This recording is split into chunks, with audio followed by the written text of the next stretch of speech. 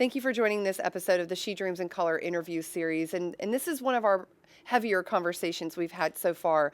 So I just want to make you aware that we do have dialogue around childhood abuse, neglect, sexual abuse. There is some conversation about military and religious institutional abuses. And we also have a brief discussion about a suicide attempt. So before you begin this episode, please make sure that you are in a safe space.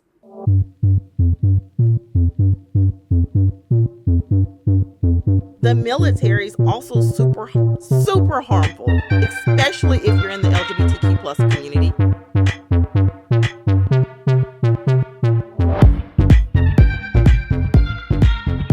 Thank you for joining us on this episode of the She Dreams in Color interview series. I'm joined today by Tasha Hunter. Tasha is an internal family systems therapist. And internal family systems is something you're going to be hearing a lot about if you haven't heard about it yet. It's a dynamic approach to therapy and healing. And Tasha is all about healing. And honestly, Tasha, you're way more than just a therapist. We've got author, you have your own podcast, you're a speaker, you're so many things. Thank you so much for being here today to talk about your occupation and your obstacle. So glad to be here. Thank you. Finally, right? Yeah, it's been a long time coming. Yeah, exactly. So I first found you probably through social media, and your expertise and your story really struck a chord with me, speaking about childhood trauma, childhood abuse, and I was like, I need to know more. Yes. So talk to me first about your occupation. We'll start there. That's the easy place. Internal family systems therapist. What does that mean? So internal family systems is a way of doing therapy that, to me, it's the most gentle and compassionate way to address trauma. And internal family systems was created by Dr. Richard Swartz. 30 probably almost 40 years now in the making of looking at like, what are the internal family systems? What they do is we're looking at like the parts of us, the parts that were created due to our experiences, due to the traumatic events. So an example of that, a part would be, sometimes clients come in and they're like, a part of me is really like super independent. And I don't trust people. Like I feel like I need to do all the things like alone. And so we get to discover, like, how did that part get created? And each part is always protecting a very vulnerable, younger version of us. Typically the version of us that was wounded. Most often in childhood, even pre-verbal, like in utero. And so we get to explore all of these parts. And the hope is that as we build a relationship with our system, with our various parts, that we also get to kind of unburden the parts, and so that our system doesn't have to work so hard to protect us. And so parts are sometimes numb, sometimes parts are perfectionistic, sometimes parts develop skills to kind of cope through things. And so some of those skills, as I name them, are like addictions, and whether that's smoking or drinking or eating, those are all ways in which we protect ourselves. And so people like with disordered eating background, there's a history there. There's also some love and some intentions to protect. However we kind of show up in the world, however we do this thing called being human, we're really always trying to love ourselves, protect ourselves, or meet a need. And so as an internal family systems therapist, I'm helping my clients get to know their parts and really get to the root of it. That also includes addressing legacy burdens. What are legacy burdens? Some of the burdens that are passed down ancestrally, some of the burdens, the mindsets that we take on, or the beliefs that we take on from family members that say, oh, you were always the problem child, or you're overly dramatic, or you're too sensitive, or all of these things. Those are called legacy burdens. Other legacy burdens are addictions and poverty and just different mindsets. And some of that also comes from dominant culture, white supremacy culture. Internal family systems covers all of that to address the wound. That is a lot to unpack. It is a Yes. lot. And I appreciate you giving the examples of how that shows up, what that is, because I think people are hungry to identify behaviors that are unhealthy in them. And I guess before we dive into all of it, Tasha, answer this for me. At what point do we just say, this is being human? I'm going to stumble a lot and I'm going to have unhealthy behavior. And at what point do we say, no, this is hurting me and I need to unpack the suitcase, donate the suitcase, give away the clothes that were in it, go buy new luggage. Like, how do we identify where the line is? Because it can be tiring. Healing. Yeah. Healing is hard. That's why a lot of people don't do it. I work with people who, and you may have even often heard it said that most people are in therapy to deal with the people that aren't in therapy, right? And so to your point of what's the line in getting help and healing, and then also saying, you know what, this is just life. This is just what it's going to be. That answer is so individual. It's so individual. And so I think that the reason that we even need therapy is because throughout time, community was stripped away from us. Before therapy was ever created, before the medical model was ever created, guess what we had? We had community. We had community to kind of help us to get through the hard times. We did things together. We healed together, right? And so each person, sometimes there are people that are like, you know what? I'm fine with the way that I am. I'm not changing whatever unhealthy coping mechanisms I have. That's okay. But I exist for the folks that are like, no, these are some things that I want to unpack. And specifically when it comes to childhood stuff, again, those things that were passed down, and also the legacy burdens that come from white supremacy culture, the individualism, the competition, even women and femme presenting people feeling pressured to kind of show up in certain roles in our relationships and whatnot. Well, where does that come from? Oftentimes working with women or again, femme presenting folks that feel like, oh, I have to do X, Y, and Z. I got to do all the things. Because that's what we've always had to do, right? We've had to take care of our siblings. We've had to take care of our family members. We take care of our friends. We work, we educate ourselves. We've got so much on our backs. Where does that pressure come from? That comes from somewhere. So each person gets to decide, like, what's the line for me? What can I live with? And maybe what do I need some help to unpack? And I would say when it's disruptive to yourself, when it affects how you show up in the world, when it affects how you show up in your relationships, maybe it's time to kind of look at that line, kind of take a step back. I think that's when a lot of women particularly say, why am I doing all of this? Yeah. And that usually happens mid-30s, definitely 40s, yes. because it's been a long time. And I think our internal soul knows what is right and wrong. We just keep fighting it and keep subscribing to the messages. Absolutely. So that your answer really connects a lot of dots. I think people will understand, like, you know, you know when it's time. Yeah. But there is, and it is okay to also take a break from therapy and self-work and healing, because there's some fatigue that comes with that.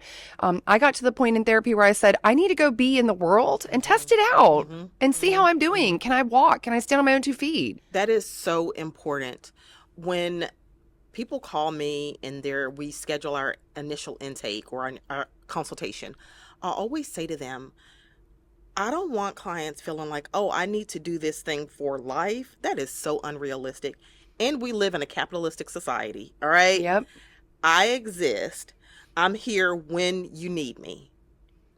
And yes, it's okay to take breaks. It's okay to even take years, because I feel like as a therapist, I am planting seeds. And so oftentimes people that I spoke to years ago are still kind of remembering the thing that I said. Oh, yes. That's like keeping them, right? Yes. And maybe that's become a mantra for them. Maybe that is just a really necessary reminder for them for when they need it. But yeah, sometimes we do need breaks. But when you're dealing with systemic racism and transphobia and homophobia and poverty, and all of the things, the isms and the phobias that are happening in our world, let it be something that you kind of return to, a ritual that you return to when you need it and it's there, right? And it's also okay to decide, okay, this form of therapy didn't really work. You know, sometimes people need art therapy. Sometimes they need equine therapy.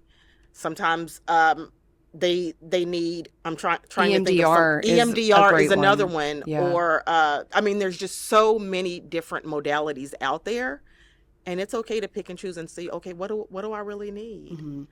I work with people that are also in the profession of like music therapy, right? And so there's so many ways to get help. There's not just a one and done. With all of this knowledge you're dropping and guidance, I think now is a good time to talk about your obstacle, which you identified as child abandonment and abuse, and how you are speaking from true lived experience, especially as you talk about the systems that keep people in these shackles of, being a Black woman, being a queer woman in America today.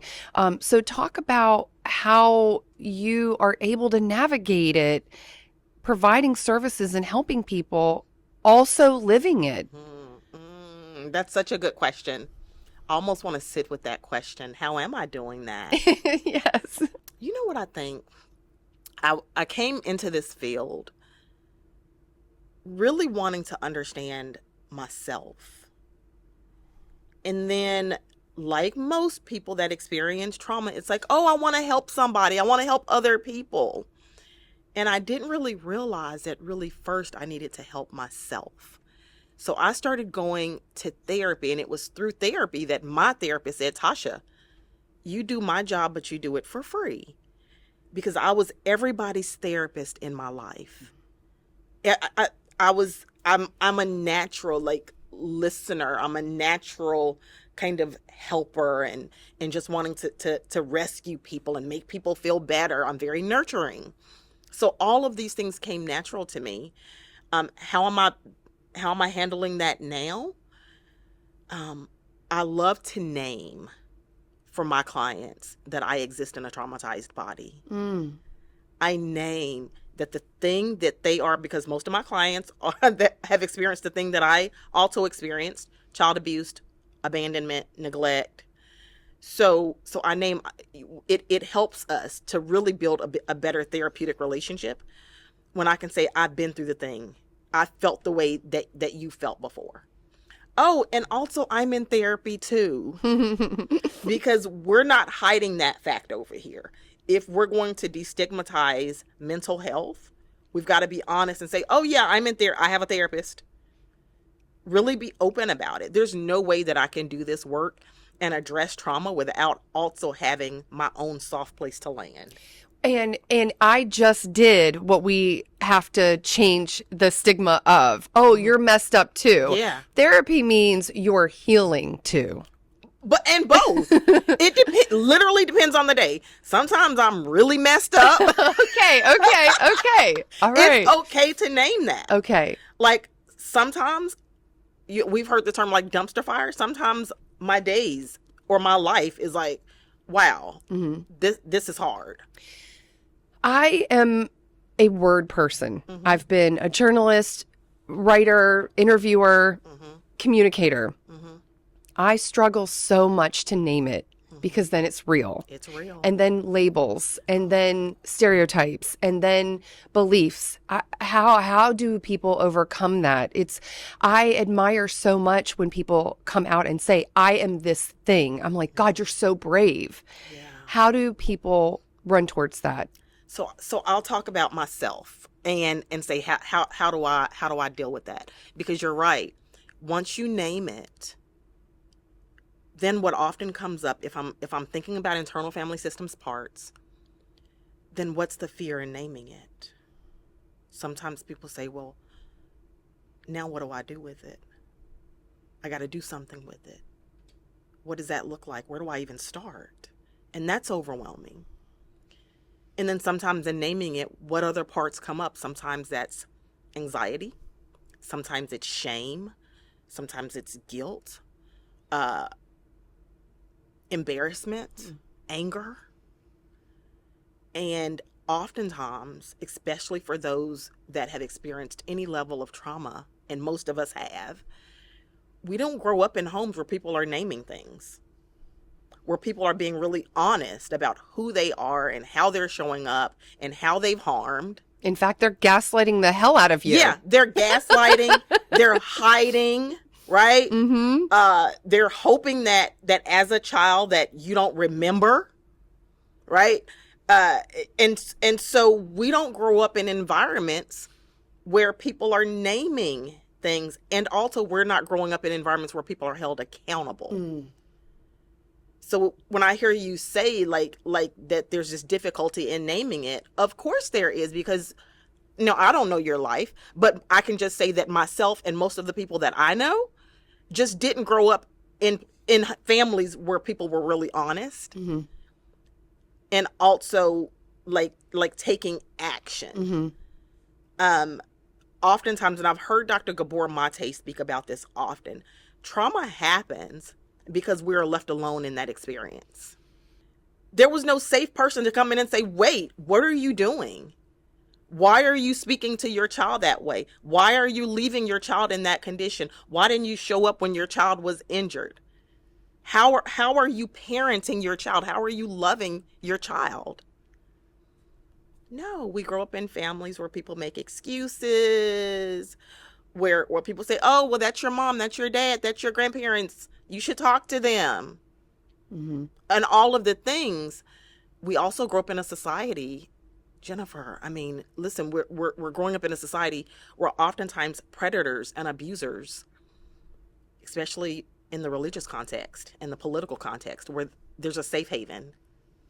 It's a safe haven for people that are in power. There's no accountability. If you're a religious person, if you're a politician, again, if you have any level of power, even in the military and just different environments, if you're a person of power in your family, there's very little accountability. And so then that makes survivors and those that have experienced trauma kind of silence, shrink, don't talk about it. Nobody's going to help me anyways. And it creates a whole level of complicit participants who are adults. So of course we have difficulty naming it. I find that for me naming my experiences, me speaking for the people in my community that have also experienced trauma, it also feels from my body like an urgency. Like, I don't exist any longer to protect abusers. I feel this urgency to speak up.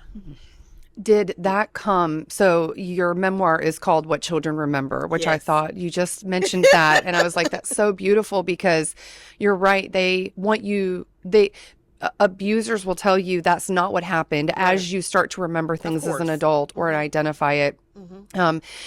So did you find yourself labeling one thing at a time, as a Air Force veteran? Did you look at that part of your life and label some traumas that came there? And you just kind of came out with one label at a time to then create this collage of who you are publicly now? Ooh, I don't think so. I think it all really felt to me interconnected. The things in my childhood, as I looked at all of those traumas and started to name them, it was very easy to see. I went to the military because I thought, well, that'll keep me safe. That'll give me, and that was my exit strategy away from harmful and abusive environments. Let me go into the military. Oh, wait, the military is also super, super harmful, especially if you're in the LGBTQ plus community, especially if you're a woman or a femme presenting person, because it's largely still patriarchal, right? And so... And secretive. And secretive. Protective. Very protective. Yes. it's like, we're not going to talk about the elephant in the room. We're going to pretend that it doesn't exist. Yeah. Nobody name it. And so the military and that culture was so similar to dysfunctional family culture. Because they also benefit from the That's camaraderie it. of the family. Yes. Like, we have to have each other's backs here. Right. We know this happened, but you Right. got to we all have to protect each other. We have to protect each other. And oftentimes, it's really a system created to protect abusers again. Correct. And so, and people with power, in the military, they wield with the pen. So you can't speak up because you're going to be denied promotion.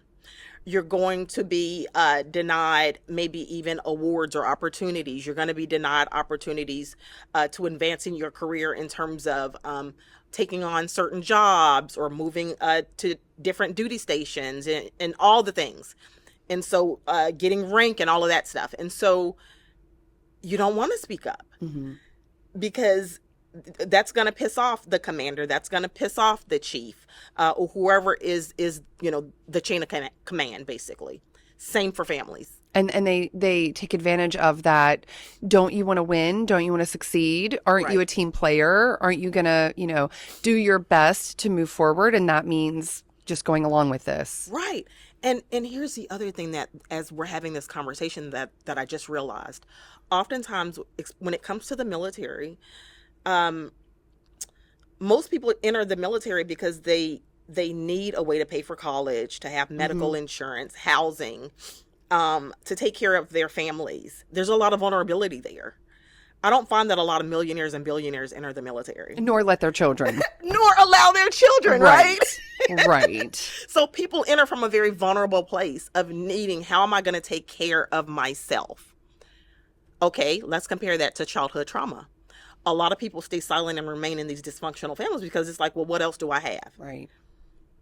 Some people continue in these environments because it's like, well, I don't have any other family. How am I going to survive? How am I going to take care of myself? What am I going to do? And so when you say like, did I take each thing? I want to go back to that question. It all felt like it was so interwoven. I knew once I got into the military, oh, this isn't any different than the system that I grew up in. That was really unsafe. It's a similar dynamic. So no, I bunched it all together. But in my book, What Children Remember, I do discuss each stage of my life and the traumas that were experienced, what could have maybe, helped or prevented that. I find a lot of survivors or victims of abuse believe they are the magnet of the people. Abusers just recognize my face a mile away and they know there's a walking target. And I understand that internal family systems is helping you identify behaviors that propagate these dynamics. Not that you attract it, not that you deserve it, but that you're not recognizing what it is for what it is. Is that how you approach internal family systems with your clients? Is that what it does? Does it break that system? So people that grow up in abusive environments often find themselves in other abusive relationships, whether that's being a part of being in a domestic violence relationship, being a part of a religious organization where abuse is happening, where oppression is happening. That's very common. We often will go to what is most familiar. And yeah, if I'm looking at it from an internal family systems framework, I'm looking at what parts are present in those decisions. And again, going back to something I said earlier, each part of us is always trying to protect, love, or meet a need. So oftentimes with survivors, I'll find that they will leave their abusive home, their family of origin, and then guess what happens? They enter into a relationship that for them may have been a little bit better, slightly better than the family of origin. They don't often recognize the abuse at first. They recognize it. Oh, this is loving. This is different. And then when we explore their parts, it's like, oh, wait, this person is doing the same thing. Okay. And what led to that? Well, a part of me that really wanted to escape, a part of me that was looking for safety, a part of me that was looking for love, that was looking for affection, that was looking for somebody to like see me, right? All of these parts come up and they're really seriously trying to meet their needs. With parts that are just trying to meet a need, there's also parts that are like, I can remain here in this abusive environment, and they may not even label it as abuse. I can remain in this relationship. I'm okay. I've been through worse. Oh, geez. All right. through Okay. worse. We don't need to yell today, Tasha. Yeah. That is one of the hardest parts from my lens of a traumatic childhood. Is it can't be worse than that. It's not abuse because it's not that. It's not abuse because it wasn't as bad as that. That's a hard one when that's your foundation. When that's your foundation. I was telling somebody earlier, in like they were exploring their relationship, and I said, there's so much love, there's so much tenderness in the part of us that remained in the relationship for maybe too long. There was so much love in that. And oh, you mean I got to start over again? And sometimes we can feel like having this life dilemma of, should I stay, should I go? There can even be some feelings or some parts that come up around that in terms of, but I chose this person. What does that mean for me? Is something wrong with me that I keep choosing the wrong people? No. I often say that assholes don't discriminate. You know? And when we don't know our value, and when we've not had people to speak into us and let us know what we're worth and who we are, and if we've not attended to the younger versions of ourselves, we don't often recognize abuse and are able to name it. We don't often understand that, yeah, we were neglected then and we're also still being neglected in this relationship. Sometimes we feel like, well, that's all that we deserve. We're just happy for the bare minimum. We're just happy that somebody wants us. Because you're damaged. Right. Been through so much, and at least they're here. At least they haven't given up on me. It also is habitual that you are isolated. Right. You're isolated in your home as a child, and then you become isolated in abusive relationships, and so you don't know what it's supposed to be like. And so this is why the media can be so pivotal to breaking abusive cycles, because if we see an example of healthy relationships, we can say, wow, I don't have that and I want that. I deserve that, or maybe I can find that. At least there's the model of what it should be like. Social media has been profound for giving access to people, of course, misdiagnosing a lot of things, but at least young women, young people have access in their hands now in the middle of an abusive home of, this is not right. I knew this wasn't right. I felt like it wasn't right, but no one told me it wasn't right, but I knew it. And now you have, at least some kind of guidance there. Yeah. Oh, what this is making me think of. So there's a process in internal family systems where we go back and we attend to, let's say, for me, maybe that's my 8-year-old self. And I get to, through creativity, through intuition, just kind of enter my subconscious and go back to be with 8-year-old little Tasha. And so we kind of look at where is younger Tasha in time and space, for instance. Oh, she's in her bedroom. She's all alone. Let's go back to that scene. Let's go and just really sit with her, be with her. And ask her, what does she need? What does she need in this moment? What does she need from me? We don't often even know that we can go back to younger versions of ourselves and build this relationship and build that trust. And we get to have do-overs. Can I be with younger Tasha in the way that she needed someone to be with her back then? That is healing. Because now I get to bring 2-year-old Tasha, 6-year-old Tasha, 8-year-old Tasha. And I bring the pain. And I also, allow them to see me healing. And what does it mean to love 8-year-old Tasha? teenage Tasha, 21-year-old Tasha that was making all the mistakes. What does it mean for me to love them, right? And to say, you know what, whatever mistakes I made, I literally didn't know any better. I was trying to love, protect, and meet a need. Whatever relationship decisions I made, whatever things I said that I regret, whatever I gave up on, I was trying to take care of myself. So a part of my healing and the healing that I do with my clients is helping them to build a relationship with all previous versions of themselves. Mm-hmm. Like, you get to forgive yourself. You get to love yourself. And that love and that pain that I just spoke about bringing along, those can coexist, right? All of my vulnerable parts get to I kind of say that, like, my parts get to sit in the theater all together and watch me now living this new life. Watch me healing, watch me breaking generational curses and different things. Like the abuse, the neglect, all of that stuff, it stopped with me. I'm no longer abandoning myself. I won't abandon myself. I won't turn against myself. I won't do the things that other people did to me. I'm not going to call myself bad names. I'm not going to do anything, to the best of my ability, that's harmful to me, because that happened the first 17 years of my life. So what would it look now for me to spend every day loving me? I love that you also are able to bring the delight, the wonder, the youth, the dream, the joy that all of those versions of little you had also. Yeah. No matter how dimmed, but they're there. And now you're able to bring hers with you to this life.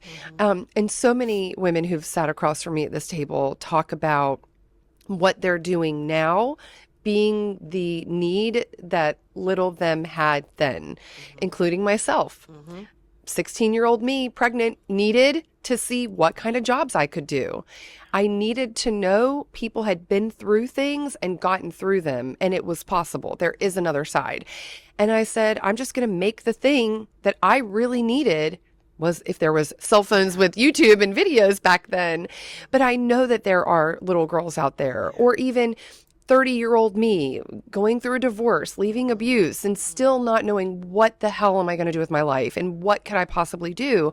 Just hearing from women such as yourself who've been through it and can say, yeah, there's a pathway. We've already forged it. There's a pathway. I know you're interviewing me. I'm totally not turning this again, on you. But just hearing you even name that, 30-year-old Jennifer gets to watch you fixing the cameras, conducting these interviews, dressing up really beautifully every day, fulfilling your dreams. She dreams in color, right? How beautiful is that? That your younger version, my younger version, get to see, wow, we didn't even know we'd make it this far. That we would be entrepreneurs. That we would be building community with really inspirational people. Really amazing people, right? That we are really creating and fulfilling our dreams. That's often so difficult, but we're doing it. But we're helping other people. And so it's like we're pollinating the earth in a way, right? And so this matters. Me doing this, I didn't talk about my trauma for more than 30 years. I was silent. I didn't say one word about what I experienced. But then when I sit with little Tasha and I say, you know what? Your experiences matter. We're not going to be silent anymore. We had to be silent to stay safe years ago. We don't have to stay silent anymore. And we get to live on our terms. Nobody's controlling us. Nobody's telling us what we can and can't do. Nobody's demeaning us. It's okay. And abusers are going to abuse. That's what they do. And dysfunctional family, they're going to be dysfunctional. They're going to judge. They're going to stalk. They're going to do a lot of things. They're going to harm, because that's all that they know. That's their language. But a part of my healing is learning a new language, and that language is loving me, right? That's the language that I'm speaking and that I'm living. That's everything. So I'm no longer living in fear. making decisions based off of like how it will impact abusers or any. They're just not considered. Just yeah, yeah. You make it sound so logical. Mm-hmm. You make it like, yeah. Mm-hmm. So I guess it's making me wonder. It's so scary. Mm-hmm. Mm-hmm. It's so scary to walk through the fog of being you big, you Mm-hmm. know? So I don't have a better question than this. What's the worst thing that has happened since you wrote your book, since you've labeled it, since you've identified it? You know, they always say, I mean, you didn't die, right? Yeah. But what has been like the biggest impact that people on this side of it are afraid of? Did it happen and what was that like? There was there was fear of once it's out there, then I can't control it. It's out there. People are going to read the book. They're going to buy the book. They're still buying the book. They're still reading my story. And I hear from survivors all the time. I can't say anything. The fears that I had of what is my abuser going to say? What are they? I never cared about that. I don't know. That's the worst. Like how is this? I think I was also afraid. There were two things in my book that I spoke about that were super vulnerable. One was my suicide attempt. Two was discussing my queerness because I, for a long time, was in white American Christianity and I was going to church and I was going to Bible study. I was doing all the things. And I was so afraid of how will that be perceived? What will people think of me if they know that I'm queer? Jennifer, I kid you not. None of my fears have really mattered because I have so many people in my life that love me. I have so much support, so much family. I have a daughter. I have two twin granddaughters. My chosen family is literally the best family. And so they hold me. And every day, I get to hear from people that really do love me. The first 17 of my years, I was not loved, but I'm deeply loved and valued now. So I can't even give energy. I don't even want to use our time to talk about the worst thing that's happened because so much beauty has happened. And so when my daughter tells me that she's proud of me and she read my book, Oh God, that had to be and unsettling. yes, and my book is now in the girls in their bed, in my granddaughters in their bedroom. Oh my gosh. They can't read yet, Yeah. but my book is in there. It's proudly displayed on the wall. Yeah. That's what matters. Yeah. So to anybody that's survived anything and you're afraid to like speak out, I want to normalize that it is so scary and it's so vulnerable. And what helps is having people that can literally hold you. Each day that I live and breathe is another day that I'm not being abused. It's another day that I'm not fearing for my life. It's another day that I'm not wondering, oh my God, will I ever get through this? I remember being in high school. Or actually, it started when I was 12 or 13. And I used to count down the years. Okay, I'm 13 now. All right, 5 more years. All right, I'm 14. Or now I'm 16. And I was just, every year wasn't a celebration. It was a countdown. Now I just want to live forever. Right? Because life is so good now. And I didn't know, younger Tasha didn't know that she could have this. That she could be sitting across from you. That she could speak, right? That somebody would want to hear her story. So like, I don't know, I kind of feel like some emotion even coming up just naming that. I wish I could go back and like say, girl, you're going to be okay. You're going to make it through this. And each hard thing, even life is sometimes difficult now. And every day I tell myself, you're going to get through this. You're going to make it through this. This isn't going to last. Next year, you will have surprised yourself many times, right? And other hard things will happen, but you're going to get through that too. So long answer, and I'll just pause there. No, please, please. You Yeah. speak what's on your heart, because that is not just what you need to say, it's what needs to be heard. Right. I'm a big believer of if you are moved and compelled and if you feel it, then that is the message that other people really need to hear. And I'll tell you something too, that's just kind of coming up. What helped me and what I find is also helping my clients is the realization that you really cannot heal in the same environment that traumatized you. Mm-hmm.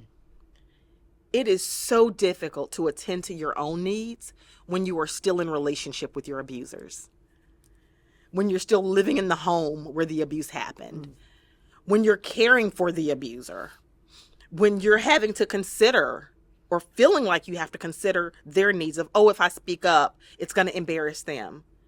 I mean, they did the best that they could. Well, both can be true. You were harmed and they did the best that they could, even if the best that they could caused you anxiety, depression, PTSD, caused you to want to end your life, caused you to self-harm. Both can be true. And I feel like we don't do ourselves any good if we are constantly considering the thoughts, feelings, opinions of the ones who harmed us.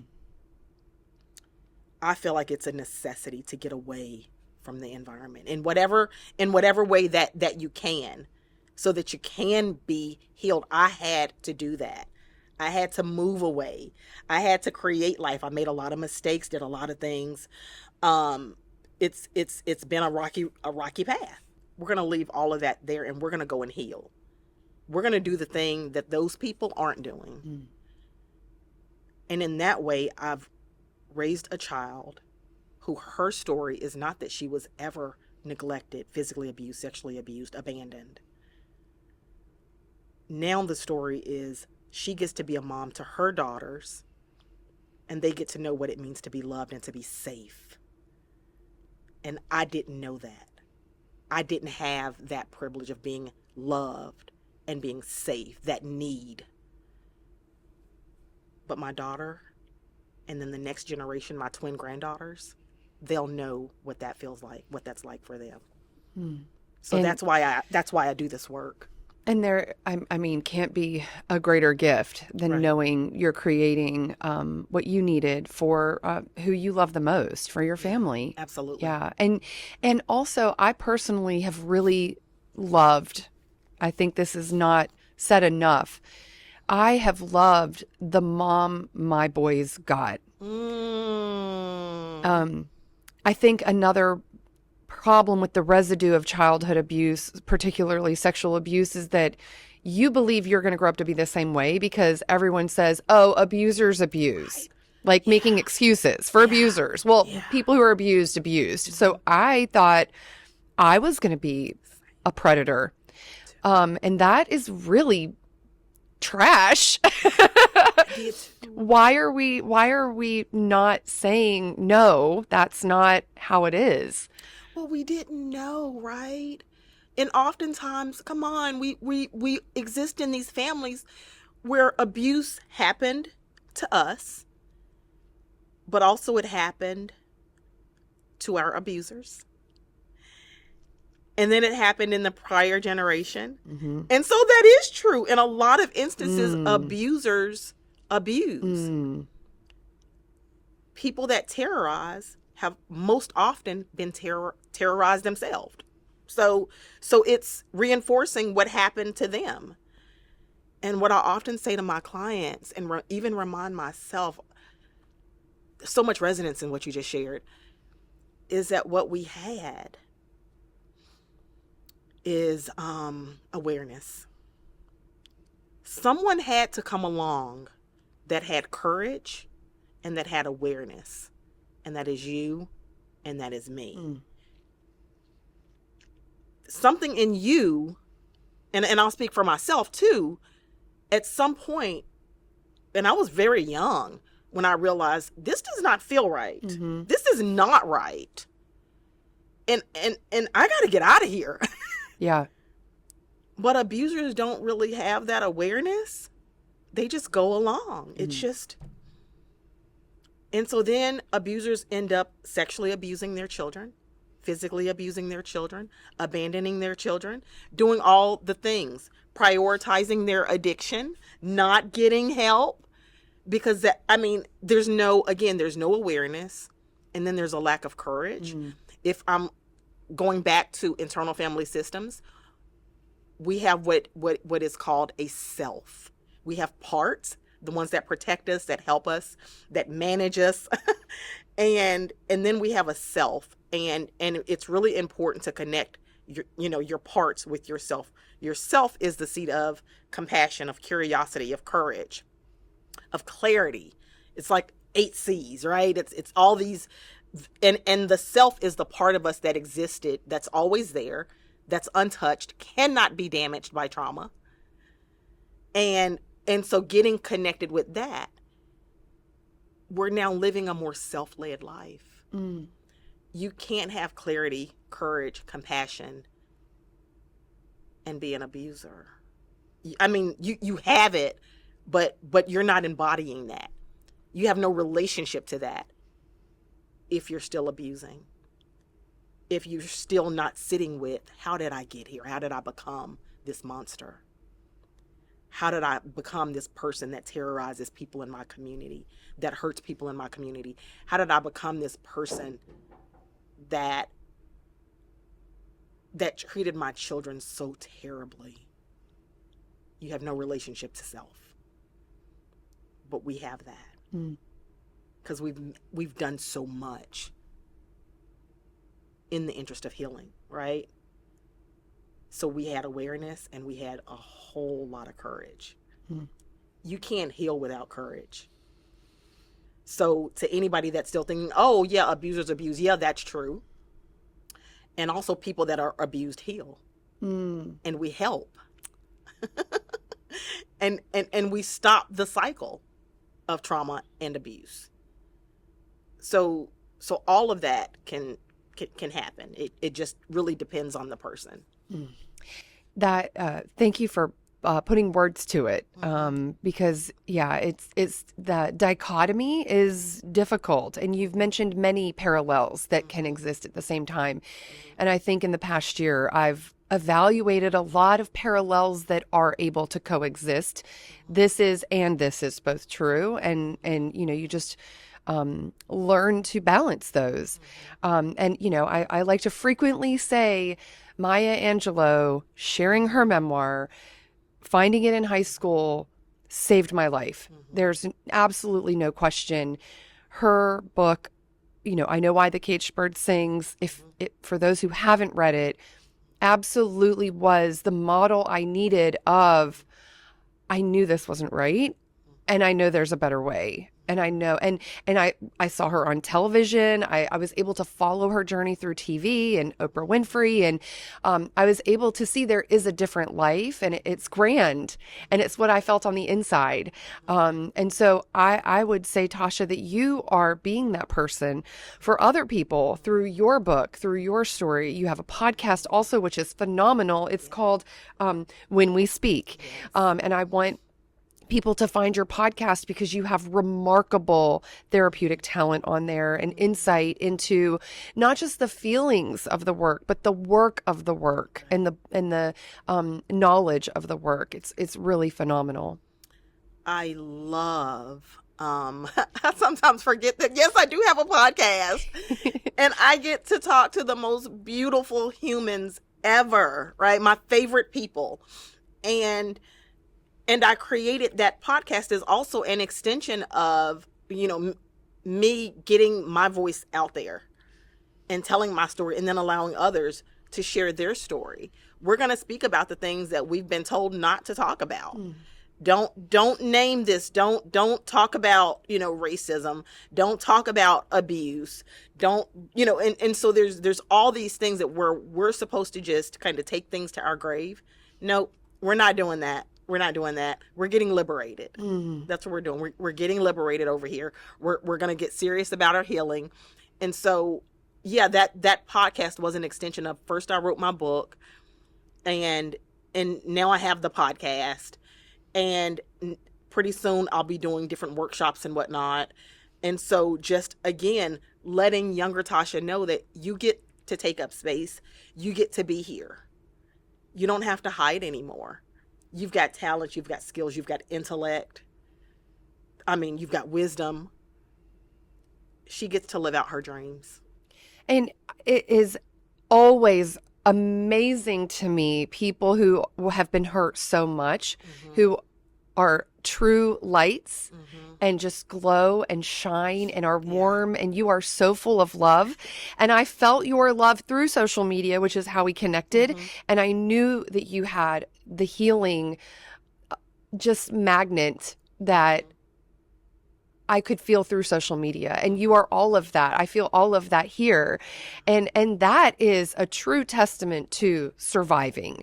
That you can go through so much hard and pain and still be so soft and kind and loving. I just think that is truly a testament to you as an individual and a believer of bigger things.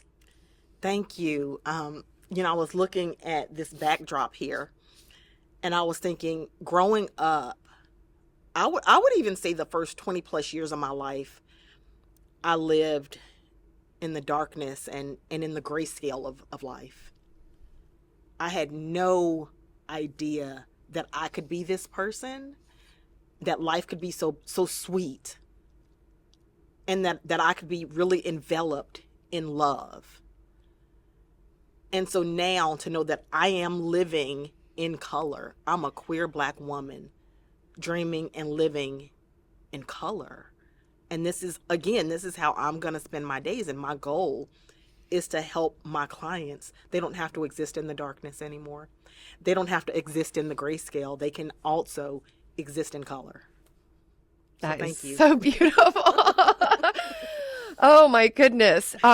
So one thing before we end, I want to ask, I am getting a sense of a desire for community from you, which makes sense. We want a family, we want a unit. Not getting that, you would go to the military thinking I'm just going to have these people. These are my people. And then even religion, organized religion, Christianity, these are my people. And we're all going to love each other. Realizing that those were not safe spaces for you, or welcoming, or loving, or supportive. Where do you find your community, and what has that journey been like? Oh my goodness. I have found my community. I feel like I belong to so many people. I have people that I knew that they didn't know what I was experiencing in childhood, but they would see me in school. So I have people that are classmates that are in my community. I have people through marriage that's an extension, my family, and so I didn't know, like, I have the best father. He's not my real father, but he's my father. I've also got I've had many moms. Yes. So many people Thank have mothered God me. for friends' moms. Right. I am a psychedelic assisted therapist as well. So a lot of my chosen family are my therapist friends, people that I went to college with. I am such a relational person. Building relationships are life to me. Being here in Charlotte, I was like, oh my God, and running around last night, like me connecting with all my friends, and was up till like midnight, and so just because people that love me are also here. I meet people, and I don't know, it's an energy thing. Yeah. So I have a lot of people that I can say that I belong to. And I feel like that